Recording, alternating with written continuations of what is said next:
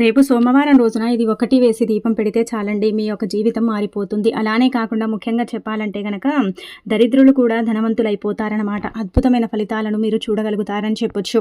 కాబట్టి మర్చిపోకుండా ఏంటంటే గుర్తుపెట్టుకోండి, సోమవారం ఈ విధంగా దీపారాధన చెయ్యండి. అయితే సోమవారం పెట్టే దీపానికి చాలా ప్రత్యేకత ఉంటుందని మనందరికీ తెలిసిందే కదా.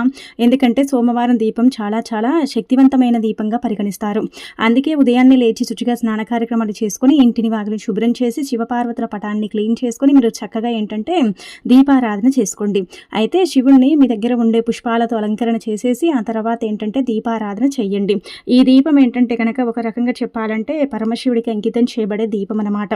అందుకే ఒక తమలపాకుని తీసుకొని మారేడుదలను తీసుకొని తమలపాకు మీద పెట్టి దానికి బొట్టు పెట్టి దానిపైన ప్రమిదను పెట్టి ఆ తర్వాత నువ్వుల నూనెను కానీ ఆవునేతిని కానీ పోసేసి 2 ఒత్తులను ఒకటిగా చేసి మనం దీపం వెలిగించి వెలుగుతున్న దీపంలో ఏంటంటే గుర్తుపెట్టుకోండి, ఒక రూపాయి బిళ్ళను తీసుకొని చక్కగా చేతిలో పట్టుకొని మనకుండే ధన సమస్య ఏదైతే ఉంటుందో అదంతా కూడా చెప్పుకొని దీపంలో వెయ్యండి. వెలుగుతున్న దీపంలో రూపాయి బిళ్ళ వెయ్యండి.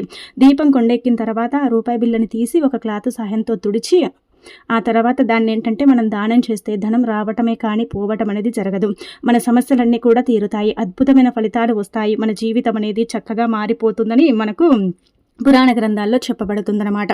అందుకే ఏంటంటే రేపు సోమవారం ఖచ్చితంగా ఈ విధంగా దీపారాధన చెయ్యండి. ఈ దీపం వల్ల మీకేంటంటేనండి డబ్బు లేని దగ్గర డబ్బు అనేది కనిపిస్తుంది. అలానే కాకుండా డబ్బు లేని దగ్గర డబ్బు అనేది మీకు చక్కగా ఆకర్షించబడటానికి కూడా అవకాశం ఉంటుంది. చాలా శక్తివంత